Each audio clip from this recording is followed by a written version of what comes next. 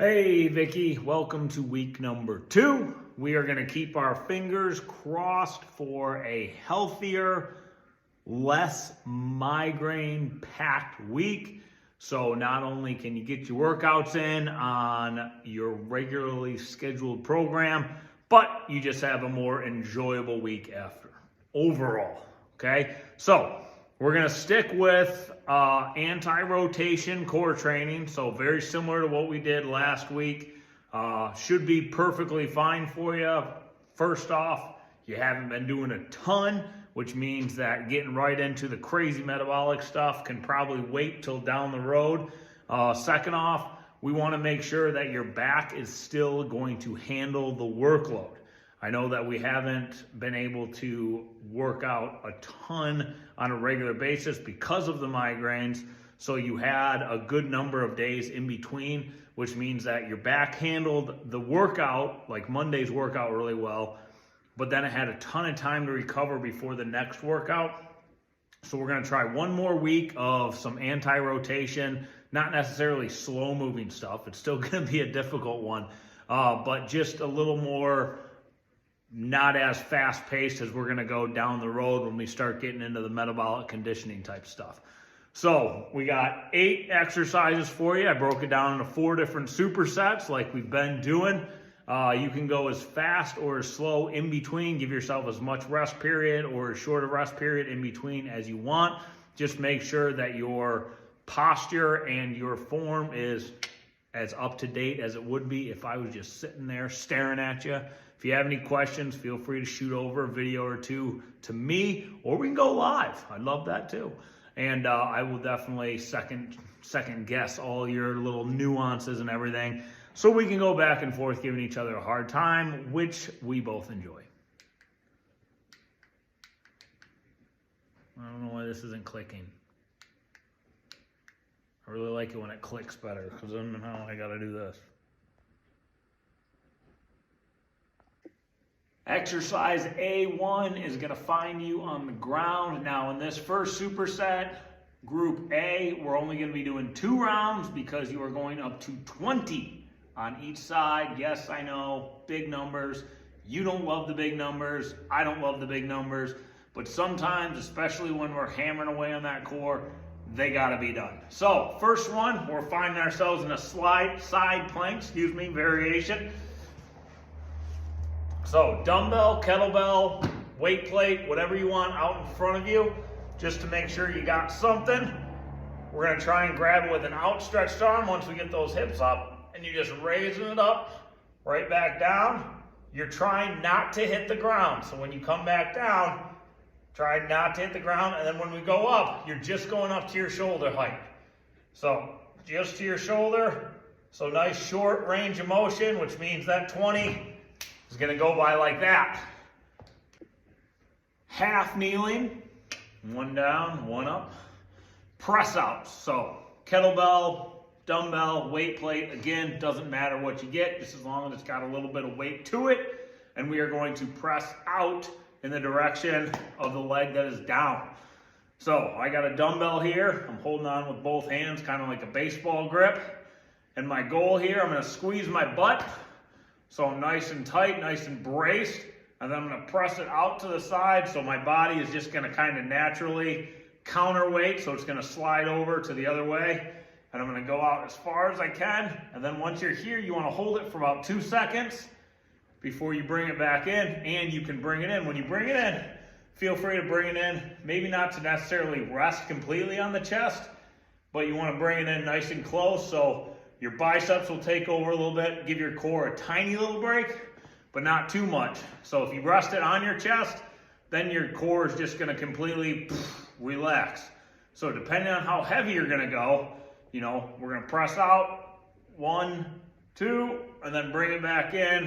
A little bit of reprieve, but I'm still nice and tight in here, and I'm going right back out. Again, you wanna try and keep it up at shoulder height. If when you bring it out, the weight's dropping down here, it's too heavy. Grab yourself something lighter so you can keep it up at shoulder height and make sure you're really hitting those 2 seconds. 20, 2 rounds, 20 each side.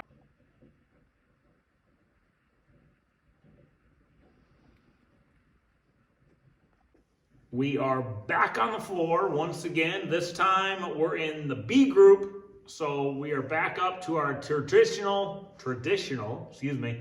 sets of 3, and we're going to 12 reps each side. First one's first is the floor press. All right, single arm, so we're only doing one side at a time, which means that our body's gonna really try and rotate to that side that we're pressing. So your core is gonna have to work really, really hard to keep you nice and flat on the ground. So feet, you have a couple options here. 1, I want your legs straight. 2, depending on the weight that you're gonna use, try and pick those feet up just a little bit, just like a couple inches off the ground. You don't wanna go up here or else it's gonna be more your hips taking over keeping your legs up. You wanna make sure that core is working. So just like 6 inches off the ground, if anything. So this hand, stability hand, the wider out it is, the more stable you're gonna be. So obviously if you wanna challenge yourself a little more, that one comes in. You do not have to keep your head up off the floor, just like looking at you when I'm talking to you. But once you go ahead, feet up, if you want, press. You're gonna keep your elbow nice and close to your body. So it's just pressing straight up, press down. We're not going out super wide. We're not doing a fly. We're just doing a straight up press. So down, don't bounce off the floor. Make sure that elbow just touches nice and lightly. I actually like to set it there for a quick second count before I go ahead and press back up, just to make sure, again, my elbow is not bouncing off the ground and I'm getting all the work from my chest, my shoulders, and my core staying tight as can be. An elevated renegade row, you're gonna find yourself some form of elevation. I'm gonna use a box, a bench off of a bench press, or a flat bench is gonna work just as well. Truthfully, I mean, you don't even need to be an elevation that high. You just want something around that level to give yourself a nice elevation, so you actually have to reach out for the weight. So on one side of my body only, I'm gonna be holding that side plank. So this side is hanging off the edge of the box. The weight's right underneath me.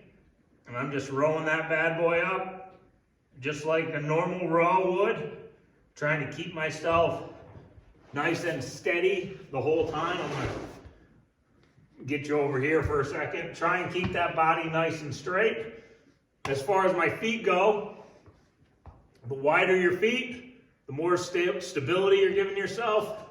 You wanna go ahead and walk those feet in, challenge yourself a little bit more, but the weight should be right under your shoulder, just rolling it straight up. Again, try not to go rapid speed on the road. Nice and control is what's gonna make sure your core is really feeling the good.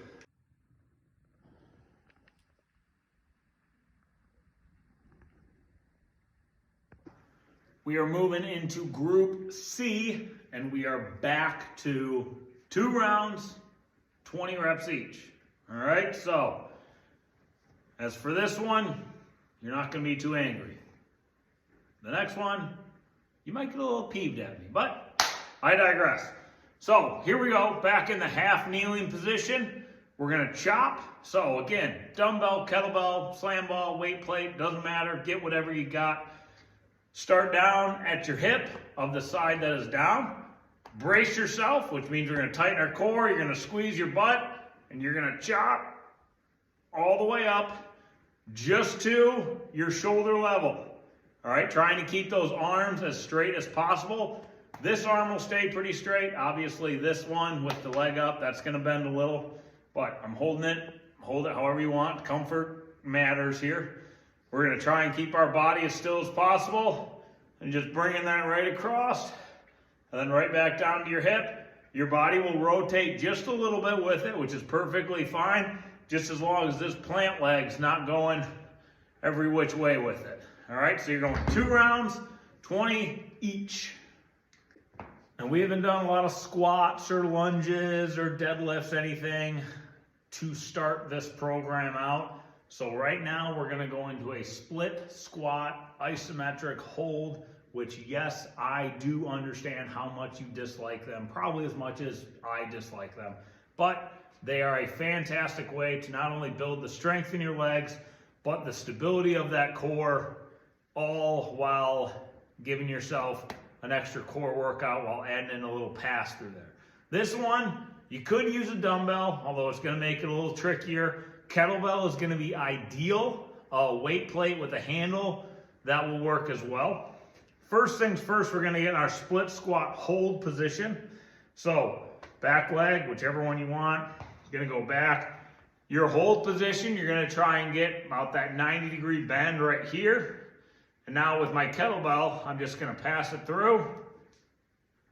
And while I'm holding myself nice and steady in that position, I'm just making nice controlled circles around my top leg. I don't want to go super fast because again, you go super fast, the body starts shaking. Every time the body moves, the core loses tension. We want to make sure that we are keeping tension as much as possible. So again, first things first, find that perfect depth where it's not hurting your knees, but you can feel it in your quad, you can feel your hamstring in your butt, nice and tight, and then just nice controlled circles, 20 around each leg.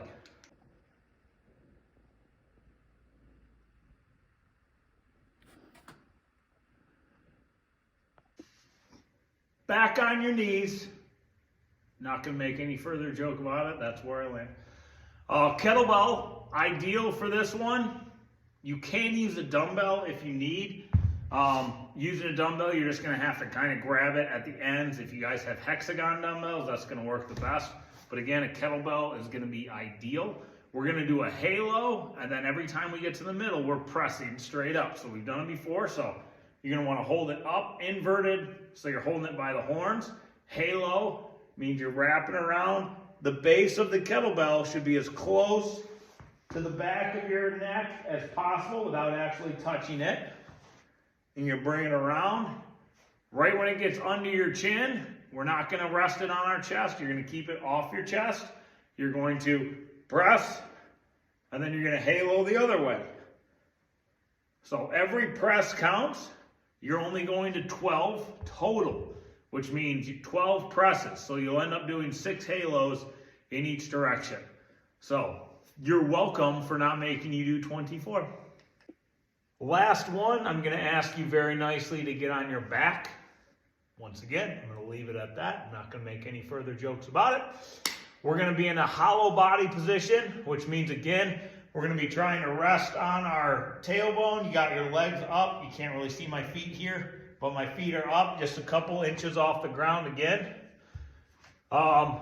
Same thing, kettlebell, dumbbell, weight plate, doesn't really matter. I'm gonna use a kettlebell because I like grabbing onto the handles. I use it inverted. So when I do, because you're gonna do a pullover, so my feet are up. When I do my pullover, it touches the ground just barely, and then I bring it right to, not touching my stomach, but right over my sternum. And then I pull it over again, stretch out as far as you can. So you can't really see with the box in my way, so let me go ahead and get that out. But when I stretch, when I bring it back, I'm trying to go as far as I can back, because the farther I go, the more stretch I'm getting in my core, and then I'm gonna bring it right back up again. Once again, just like every one of our core exercises, it's done super slow motion or in a nice controlled motion. You're only going to 12, so really control it. This isn't a giant number. 12 comes by faster than you think. I lost my remote. Got it.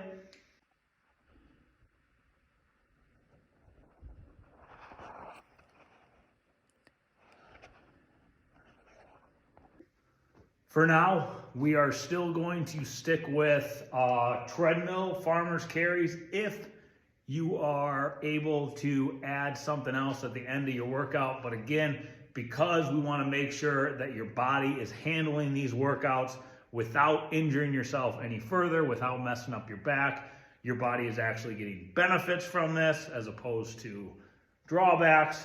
We want to make sure to keep it calm. So just go through the 8 exercises that we have. Again, if you got some extra time you want to kill, or if you want to come back the next day, maybe a Tuesday or so, hop on the treadmill, get yourself some farmer's carries like we talked about last week. That would be amazing. That would be wonderful. But as far as a metabolic finisher, we are still going to hold off maybe a week, maybe 2, depending on how things are going for you and how you are feeling. So just keep me up to speed on that as the week goes on, and we will tinker as necessary. Good luck. Let me know if you need anything.